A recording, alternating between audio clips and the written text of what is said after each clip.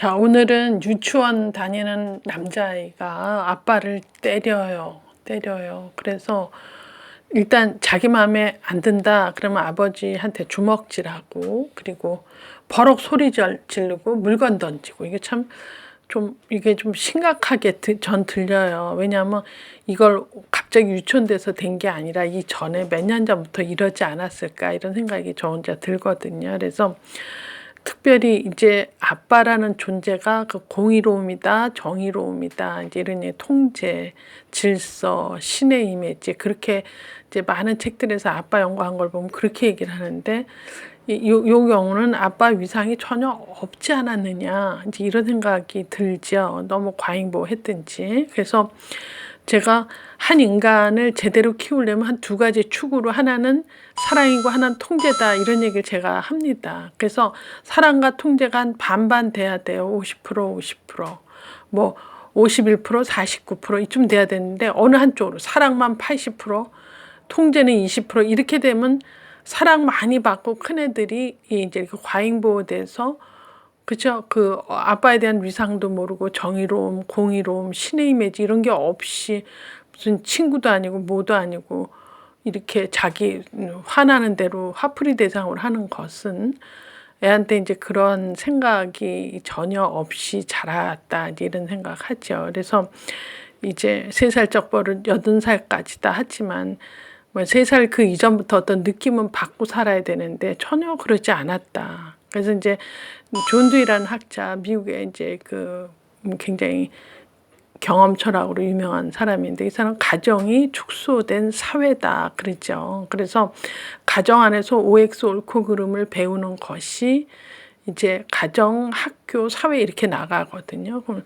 그 다음 단계로 이루어질 때 이제 그게 하나의 기소가 돼서 이제 모든 일을 할 텐데, 우리가 이제 뭐 프렌드 플러스 데디 해서 프렌디 그래요. 그래서 친절한 아빠 프렌디 하지만 그거하고 매맞는 거하고는 굉장히 차이가 있습니다. 그래서 만약에 버릇이 없는 아이다라고 이제 결론적으로 본다면, 이제 공의로움과 정의로움을 제대로 배우지 못했습니다. 누굴 통해서? 아버지를 통해서 배우지 못했습니다. 이렇게 봐집니다. 그래서 이제부터라도 아버지 역할에 조금만 고민을 갖고 시작을 좀 해야 되지 않느냐, 이런 생각이 들죠. 그래서 일상적인 말 같은데 한번 점검을 할 필요가 있습니다.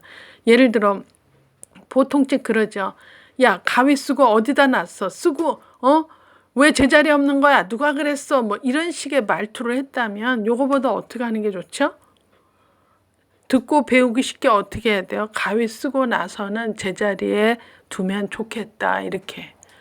그래서 이런 것들이 사실은 아빠가 공의로움, 정의로움, 정의해서 되는 게 아니라 일상의 생활적인 언어를 통해서, 그렇죠? 이렇게 신경질적이고 화내는 걸로 남 비난하는 쪽으로 얘기, 그죠? 가위 어디 있니? 쓰고 왜 제자리에다 안 갖다 놔? 누가 한 짓이야? 이렇게 얘기하기보다는 어떻게 해요? 가위 쓰고 나면 제자리에 두면 좋겠다, 이렇게 얘기를 굉장히 듣고 배울 수 있는 그런 어휘 톤으로 해야 되지 않느냐, 이런 생각을 해보고요. 또 우리가 저기 슈퍼나 큰 마트 같은 데 가면 많이 보여지는 행동이죠. 애들이 막 뛰어요. 마트 가면 막 뛰어요. 거의 그래요. 그러면 이제 너 또 뛰기만 해봐. 너 오늘 그냥 안 놔둬. 이렇게 하기 쉬워요. 아빠들이. 애를 통제하기 위해서. 근데 어떻게 하는 아빠도 있죠? 무슨 대안을 주지요. 대안을. 아들, 아빠 손잡고 갈래? 카트에 앉아서 갈래? 이렇게. 나는 가만히 속삭이는 얘기를 옆에서 들어도 그 아빠 얼굴 다시 보게 돼. 아, 그래? 참 친절하다, 애한테도. 어떤 집은 너 뛰기만 해봐. 너 오늘 좋아하는 건 안 사줘. 이러고 막 엎어놓고 야단치는 아빠가 있는가 하면, 아들 손을 딱 잡고 아빠 손 잡고 갈래? 아니면 카트에 올라타서 갈래? 이렇게 대안을 줘야 되죠. 대안을.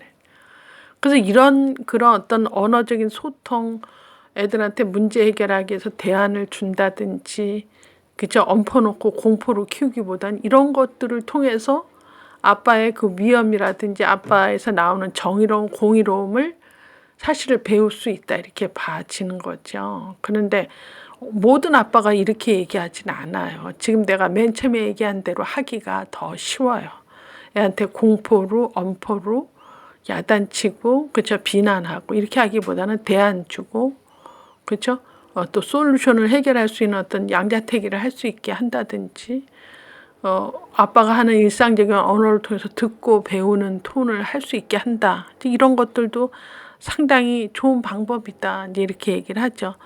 또는 이제 빵집에 이렇게 애하고 가면은 애들은 어때요? 빵만 봐도 막 야! 그러고 소리 지르고 막 그 빵 근처로 뛰면은 그 빵집 앞에 빵 진열대 말고 가운데는 손님들이 앉아 있잖아요. 그러면 예를 들어 내 아들이 막 뛴다 그러면 일단 창피하죠, 아빠가. 무슨 빵을 생전 처음 구경한 것처럼 막 소리 지르면서 뛰면은 되게 보통 아빠 뭐라 그래요? 응?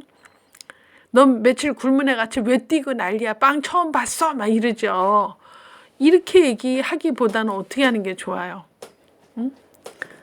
너가 뛰니까 아빠가 창피하다. 너가 뛰니까 앉아있는 사람들이 다 너 쳐다보고 나 쳐다보잖아. 뛰지 않고 아빠랑 조용히 걸어가면서 먹고 싶은 거 하나하나씩 우리 이렇게 집어보자. 이렇게. 어떤 아버지 불편함을 얘기를 해줘야 되죠. 무조건 뛰기만 해봐. 너는 오늘 너 좋아하는 빵 안 사줘. 이러고 공포로 엄포로 하기보다는 그 불편해하는 사실을 설명조로 얘기를 해서 그렇죠?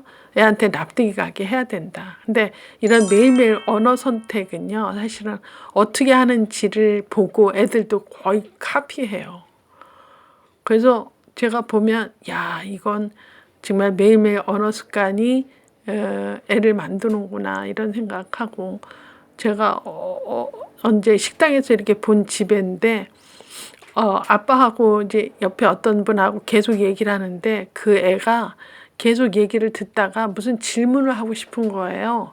그럼 보통 애들이 아빠 나 이게 궁금해 이건 뭐야 이러잖아요. 근데 걔는 그렇게 상호작용 안 했나 봐. 아버지 잠깐만요 이래. 그냥 말을 탁 들어오는 게 아니라 잠깐만요 이래. 그러니까 아빠가 옆 사람하고 얘기하다가 뭔데 그랬더니 난 이게 궁금해요. 그리고 그때 질문을 하더라고. 그래서 야 저거는 아빠가 어떻게 애하고 상호작용했길래 저렇게 잠깐만요 꼭 얘기를 해요. 근데 아빠도 애가 이제 누구랑 얘기하는데 애가 뭐라 그러면 잠깐만요 그러면 애가 참아요. 그래서 이거는 서로 그 의사소통하는 그거를 나름 규칙이 있게 늘 해왔던 톤으로 바깥에 식당에 나와서도 하는 걸 봤어요. 그래서 야 이거는 다르다. 그래서 남 얘기할 때 막 불쑥불쑥 끼어들고 내 말 들어봐 이러고 악수고 그래서 안 들으면 아빠한테 주먹 날리고 이거는 근본적으로 틀린 거죠. 그래서 이 말의 어떤 위험이라든지 말의 힘을 좀 느끼게 이 집은 해야 되지 않느냐. 너무 말로 소통이 안 되고 자기 기분에 안 맞으면 아빠 얼굴을 때리고 버럭 소리 지르고 그리고 그렇지 않은 물건을 아빠한테 던지고 이러는 것은 아빠 역할에 대한 어떤 그 좋은 모델을 보여주지 않았다. 그게 시작은 뭐로 하느냐? 언어적인 모델로 먼저 하셔야 되겠다. 제가 이제 그렇게 생각을 해요. 혹시 제 요 수업을 듣고 단순히 애들이 나만 보면 무서워하고 지방으로 쑥쑥쑥 들어가는 애들은 아닌지.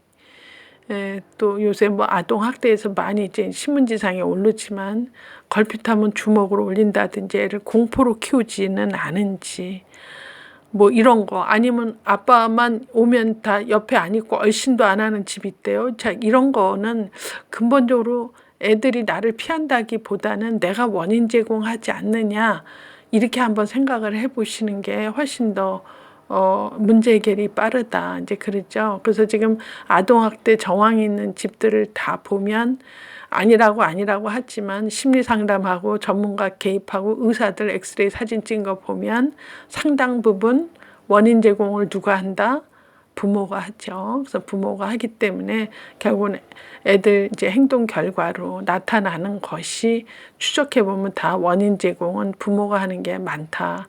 이제 그러는 거죠. 그래서 이제 이 경우도 아빠를 때리는 것은 이제 아빠의 역할에 대해서 한번 고민을 하시고, 쉽게는 매일매일 하는 대화에서부터 애들이 보고 배울 수 있게 하고, 또 어떤 대안을 줄 수 있는 말을 시작을 한다든지, 아니면 애 때문에 불편한 것을 선선히 설명조로 얘기하는, 공포로, 그쵸, 엄포로 이렇게 애를 다스리려고 하지 말고 애하고 상호작용 스킬을 좀 바꾸셔야 되지 않느냐, 이런 생각을 하게 됩니다.